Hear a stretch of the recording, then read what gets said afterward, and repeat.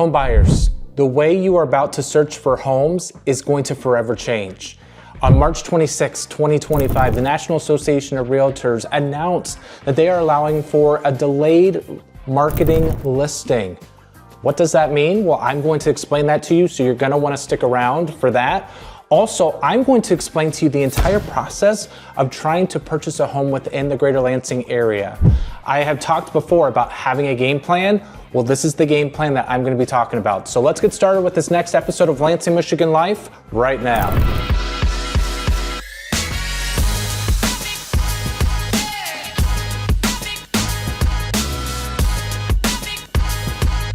Hi there folks, Troy Seifert here with the Capital Area Real Estate Specialist in the greater Lansing, Michigan area. I'm a top producing real estate agent. I help people buy, sell homes within the greater Lansing area.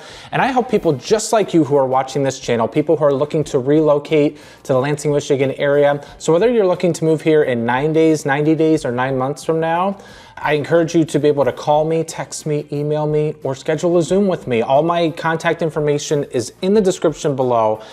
And believe you me, when you watch all of this video, you're probably going to say to yourself, I've got to contact Troy. So again, I encourage you to be able to do that. Also, if you haven't already, please like, subscribe, or ring the bell, ding, ding, ding, for notifications so that you can be the first to be notified when a brand new episode of Lansing, Michigan Life goes live. And we have new episodes going live once or twice a week, so you're not going to want to miss any new episodes that we come out with.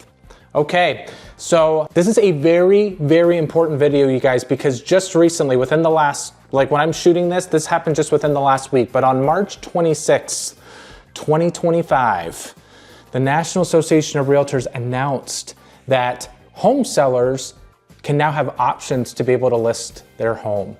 Now, many of you who are out there might be looking on Zillow, Realtor.com, Homes.com, Movado. There's all these different websites that you can use to be able to help find your home. And you might be thinking to yourself, I don't really need to use a realtor to start out because I can find whatever home I'm trying to look for right now. That's the way it's been for the last 10 to 15 years that you've been able to look at homes on the internet. Well, again, you guys, in the next few months, that is going to change. So you are going to want to listen to how this rule affects you, okay? What this rule means is that me, as a listing agent, can say to my seller, okay, there's one of two options that you can have to be able to list your property. Option A is you could list it to the entire internet world for everyone to be able to see. It will go live on Zillow, Realtor.com, Homes.com, our multiple listing service. It will be marketed to everybody right away. You're gonna have the maximum amount of buyers for that. That's the way it's been the last 10 or 15 years, right? But now there's an option, option B. And the way that I can see this being presented to home sellers is this. Hey, Mr. Home Seller, option B though is we can delay the marketing of your listing. Now, why that can be good for you is that real estate agents have people set up on searches or feeds through the multiple listing service. So you can decide to initially list your home to only real estate agents so that they can have their buyers look at it, and these people are more than likely vetted, they've been pre-approved, they are ready to go. So that's the option that you would have. So you could appeal to all the people who are ready to go, because if you decide to go the other way, you will have everyone seeing your home on the internet, and you don't know if these people are pre-approved, what type of background they have, if they're safe, if they're secure. You have no idea who's gonna be walking through your home. Yes, they do have a licensed real estate agent with them when they see it, but you don't know if they're pre-approved or if you're wasting your time to be able to do this. So, what option would you prefer? Now, some people might be like, hey, it's kind of nice. I'm going to have, I could market my listing to only real estate agents within the greater Lansing area. We have close to 1,200 agents within our area. So that's a lot of people that it could just be sent to those people's feeds, and when they want to go see it, they can have first dibs, they can show it, and I can kind of see how it goes, right? Because the way that the delayed marketing listing goes is that you have a set period of time that you will then blast it out to the internet. So that seller could say to themselves, you know what, I want to try it out with the agents, but if I don't have really good success, then after a certain period of time, I will put it out to the internet. Now, every single multiple listing service, they all have an association those associations will be voting on the time frame, like the maximum amount of time that they could delay putting it out on the internet. There is going to be a set time. I have no idea what those times are, but I say all of this to all of you, like hopefully I'm not just talking over your head in this. I say this to all of you out there because you might be focusing on just Zillow, Realtor.com, and Homes.com to be able to show you what's available out there. And with this new proposal from NAR and this new policy, now agents are going to be the people that have first dibs on it before it goes live to Zillow and Realtor.com. So there could be homes that sell that you have no idea if they hit the market or not. Especially for those of you out of state, it's going to be imperative for you to be able to have someone who's going to give you the inside track for every single listing. So now the power goes back to the real estate agents, because in the good old days before I even got into real estate, agents held the power of listings and they had these books that came out every single week. The only way you were able to know what was going live is if someone stuck a sign in their yard or if they had a book that had a listing that was available or a magazine. Well, now that has forever changed because of the internet. So to some people it might feel like we're taking a step backwards, but honestly, to some people that might come across that we're being more efficient, right? Because the way that we had it on the internet, it was blasted everywhere. You have no idea who was seeing your house. You wouldn't have any idea like if there could be a squatter in your house, because they knew that the listing was going live. We would have all this like rent fraud of people saying, hey, this house is available on the market and we're offering rent, and people would get duped on these people that were taking advantage of these listings. So a lot of those problems are going to go away, and it's going to give sellers an option.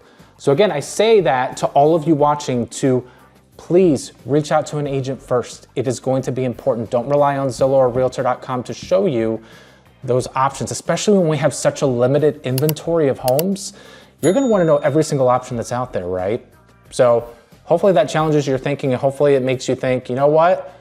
I got to start getting with an agent instead of depending on these internet sites. Because the thing about Zillow and Realtor.com that I'll also share with you is they steal all of the information from our multiple listing service. A lot of people don't realize that.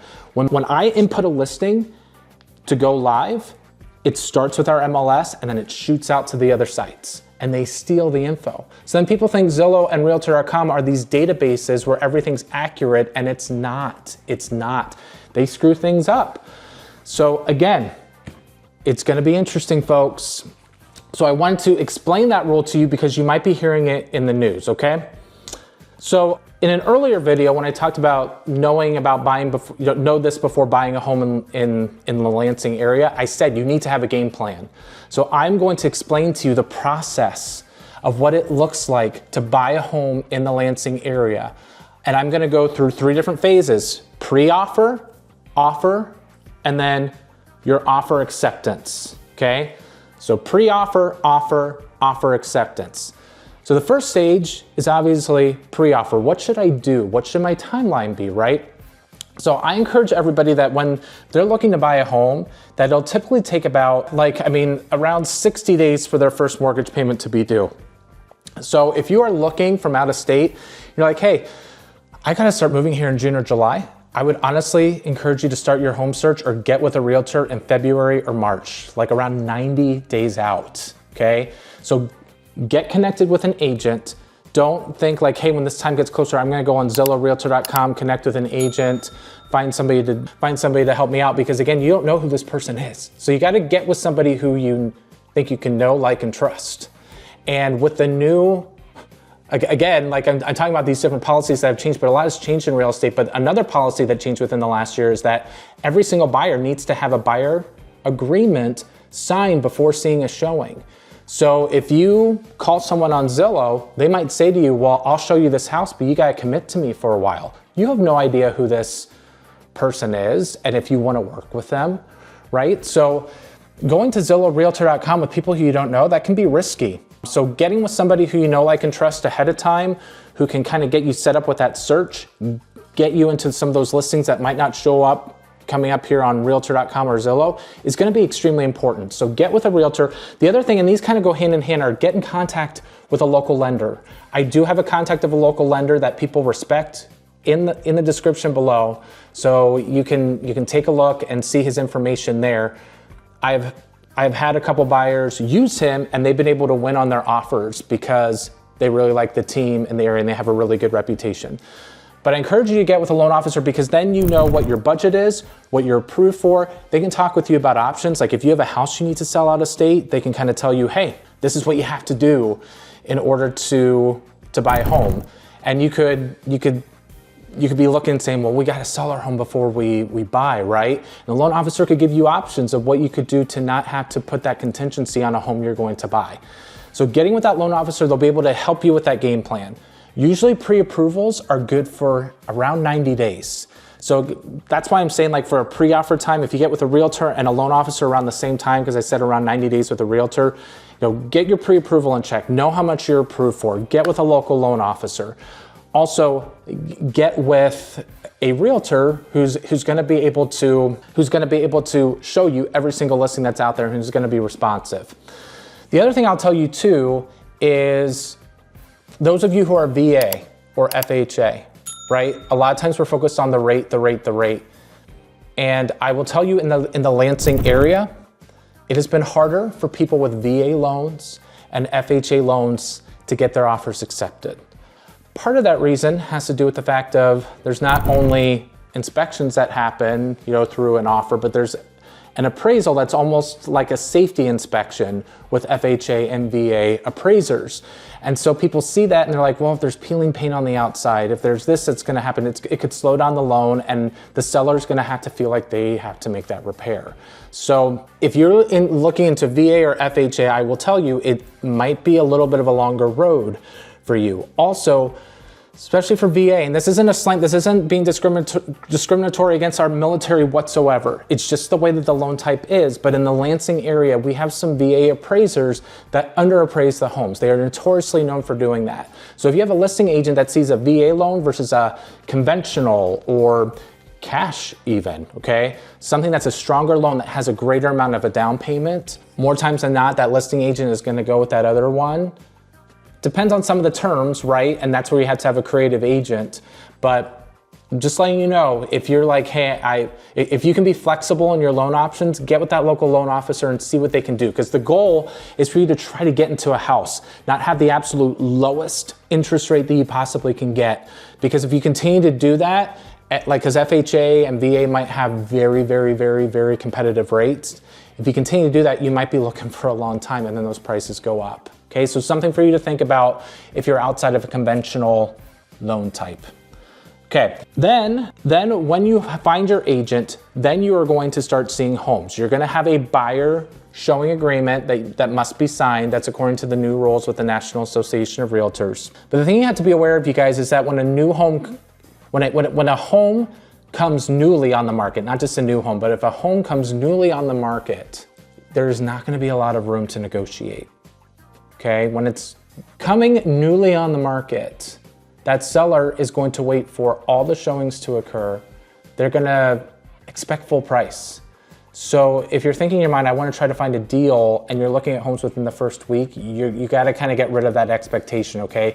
Expect to pay full price if you're seeing that home within the first week. In fact, expect there to be competition because there could be multiple offers and then you have to go potentially above asking price.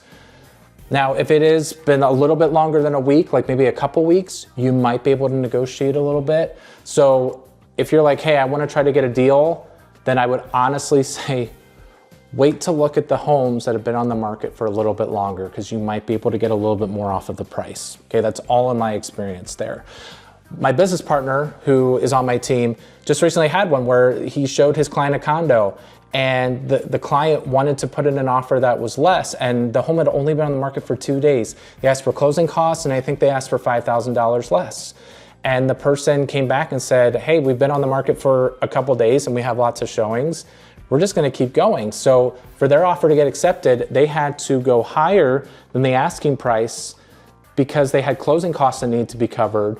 And that's how their offer got accepted. The buyer wanted the house, they definitely did, but thinking that you're gonna get a deal within the first week isn't necessarily gonna happen.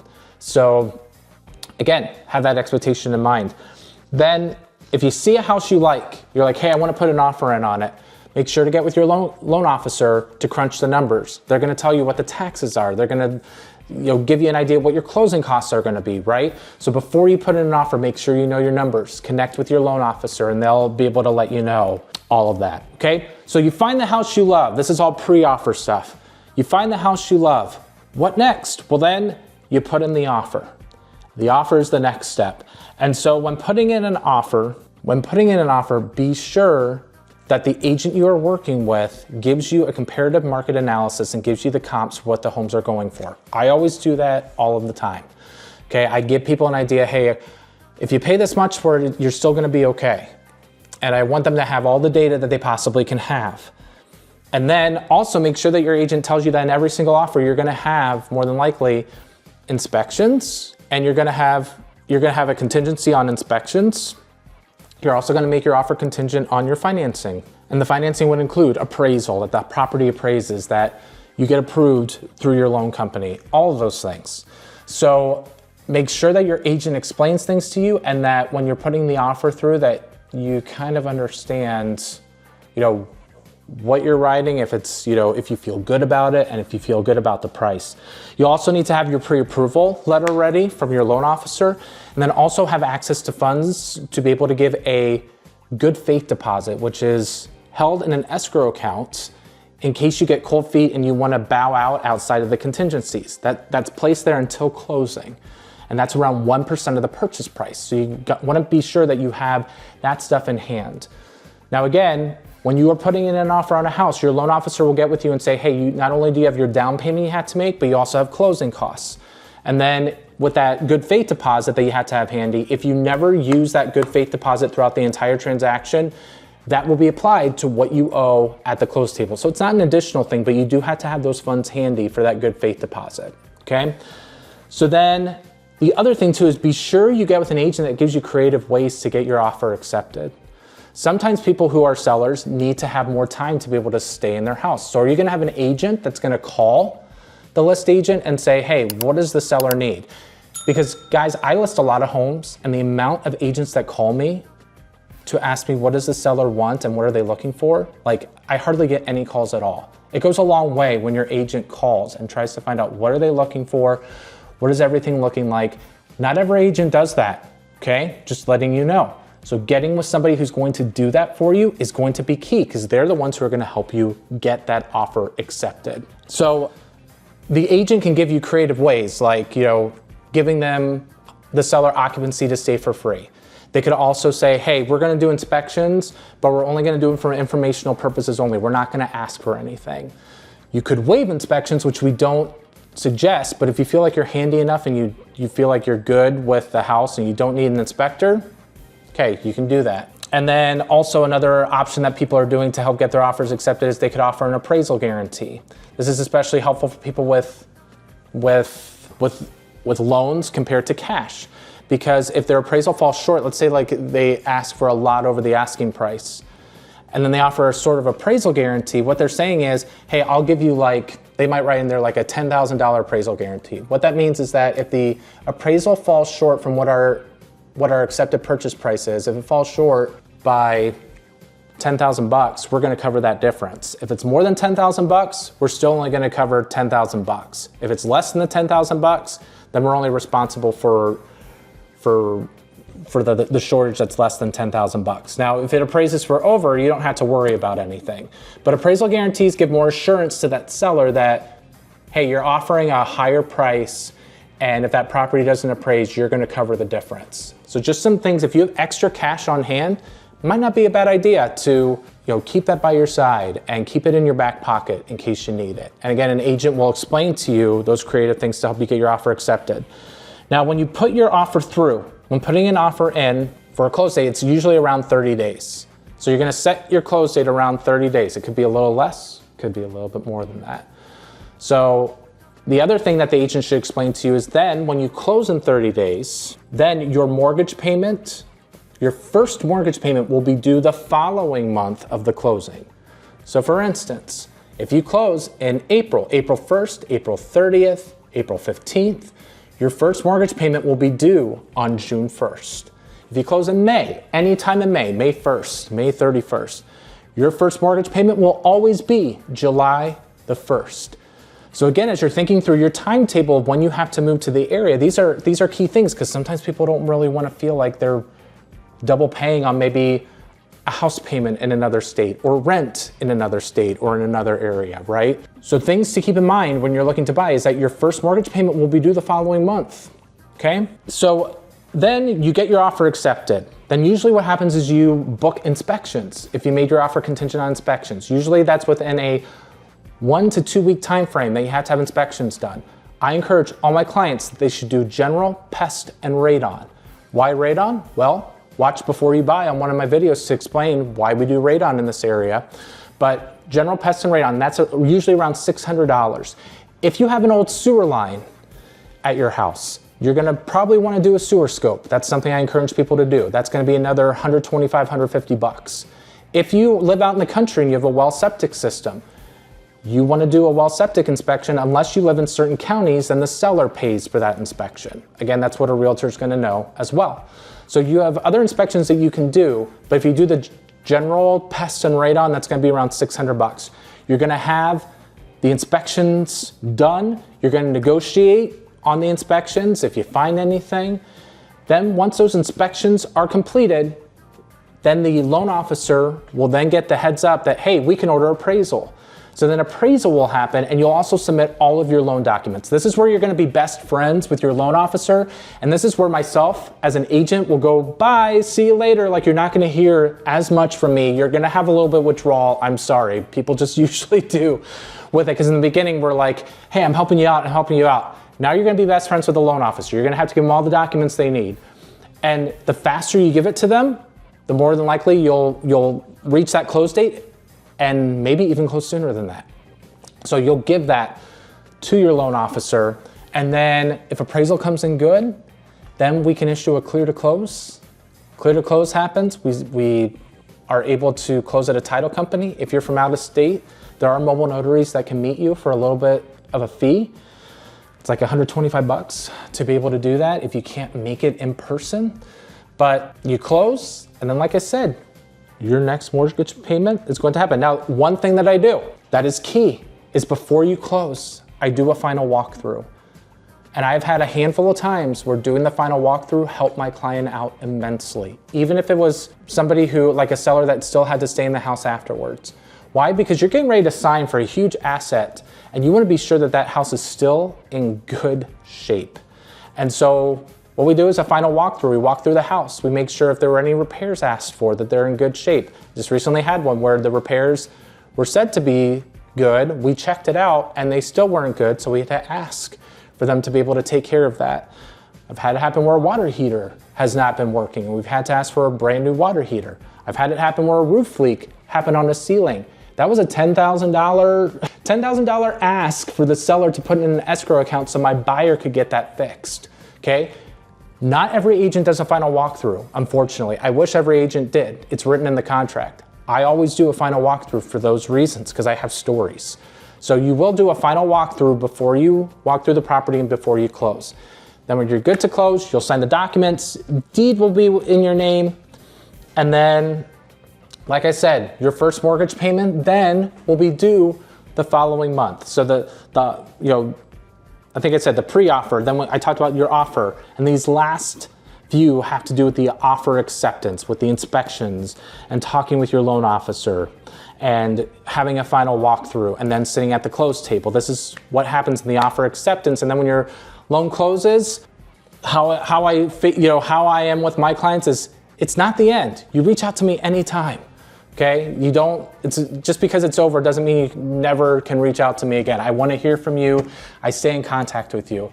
That's what a good agent should be able to do, right? So again, that's how the process goes. So as you're thinking through your timeline, okay, maybe you're watching this in February, maybe you're watching this in April, maybe you're watching this in September, and you might be moving here, like I say this in the beginning all the time in my videos, in 9 days, 90 days, or 9 months from now, okay? Maybe you're trying to evaluate all that stuff, okay? Knowing these dates will help you know, okay, when will I be good looking at homes? When should I reach out to an agent or to Troy or whoever and schedule that Zoom? When should I do that?